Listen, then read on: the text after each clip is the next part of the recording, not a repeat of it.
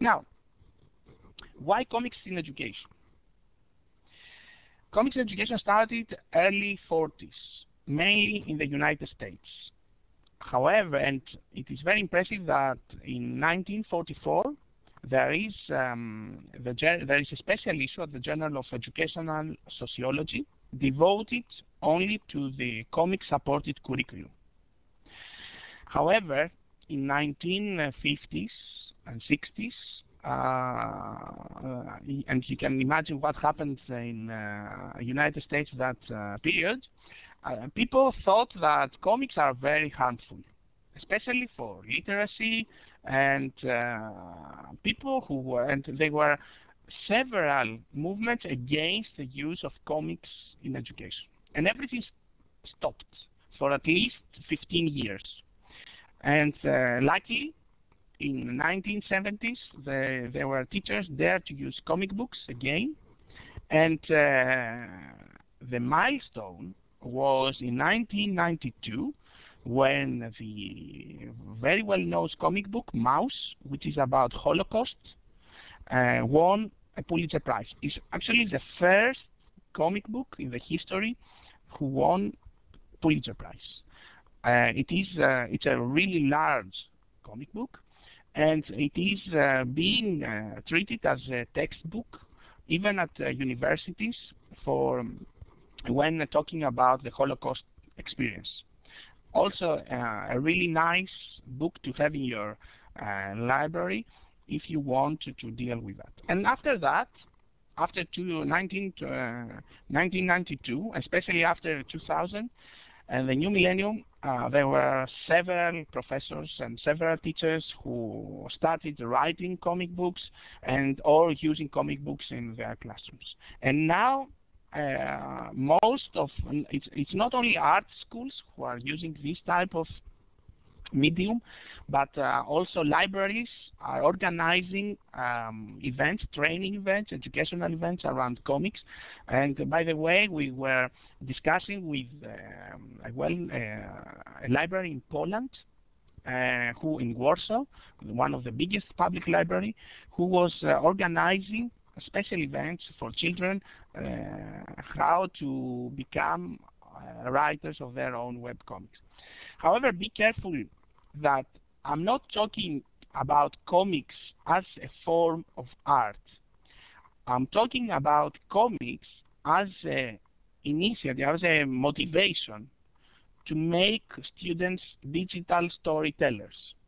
So it's not easy to take us, and you know that, since you are practitioners, it's not easy to take a student to write a story. However, if you use it in a really nice and tricky way, like create now your own webcomic, then you can achieve quite similar, you can accomplish quite similar objectives and results.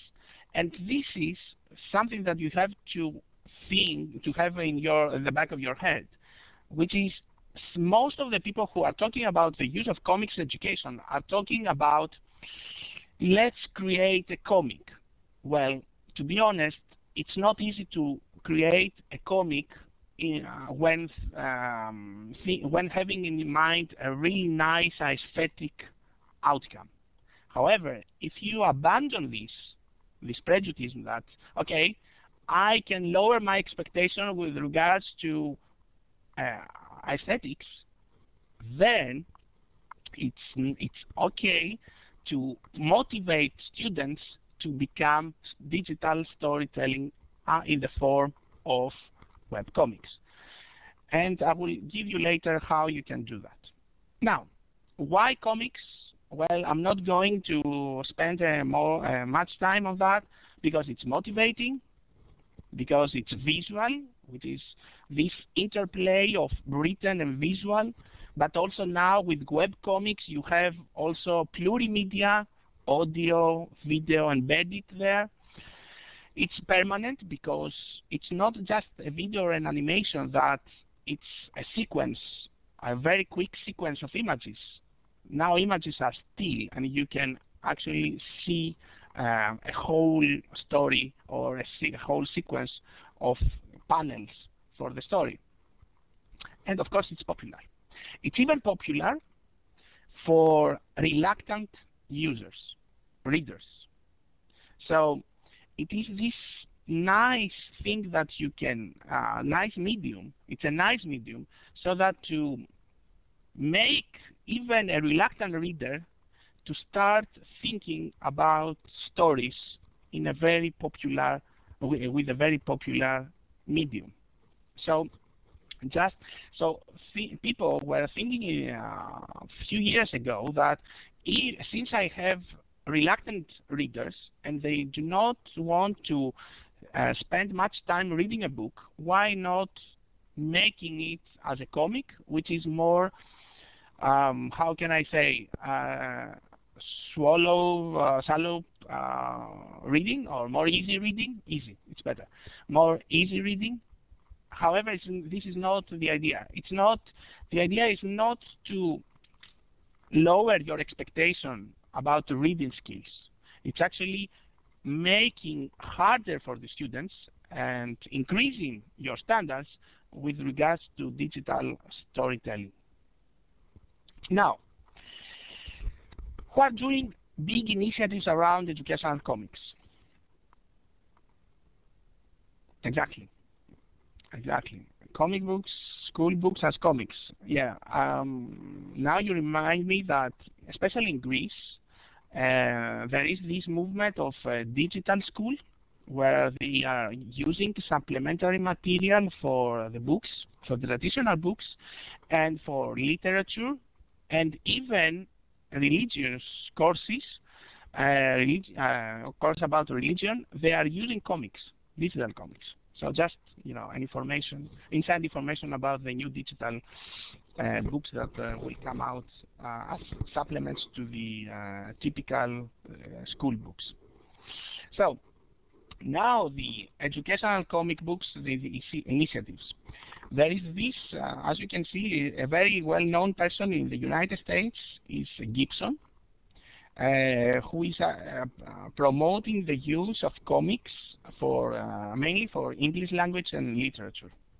In the United States, now before going to the comic book project, I would like to stress this experiment at Maryland, which was embraced by the Maryland State Department of Education, which in cooperation with Diamond Comics and Disney Publishing.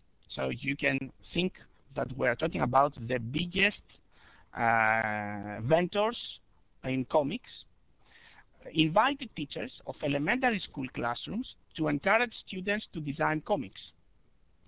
So it's impressive that more than 200 schools at Maryland State used this, and Disney and Diamond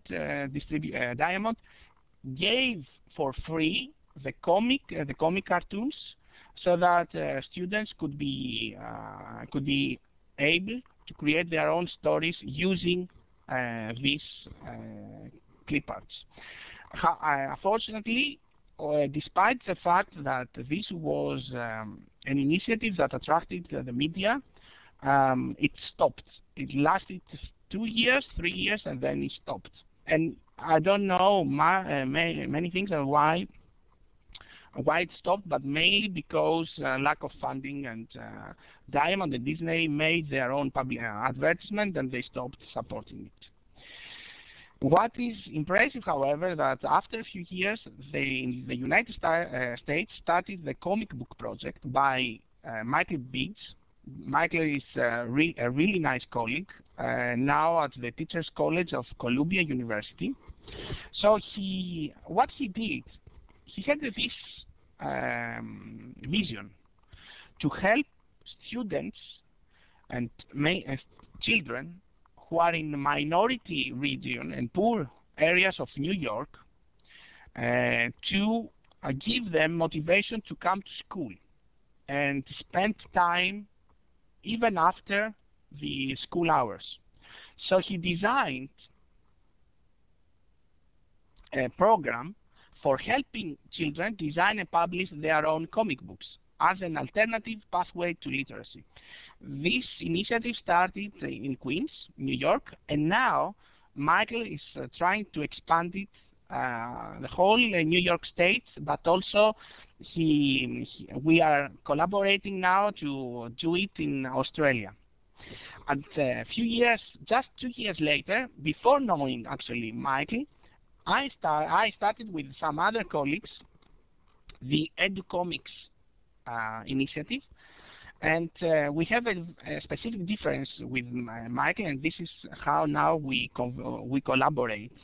It's not we did not copy Michael the comic book project, but also we enhanced that for Europe. So the educomics approach, and you can go educomics.org. It is a live website. You can find several information about that. It's a European-wide initiative, started in 2009 with the support of European Union and Comenius lifelong learning program. And after 2 years, the funding was stopped, and we are still going on with promoting the use of webcomics in education. So the motto of this approach is students are authors of their own webcomics. So it's not just making comics on paper like Michael is doing in poor schools, I mean in areas that they do not have infrastructure. What we try to promote is that there could be somehow low technology in schools, even a notebook or PCs, of even old PCs, so that students could achieve one main learning goal, which is multi-literacies. That is skills for comprehension of multimodal meanings and collaborative production of digital storytelling.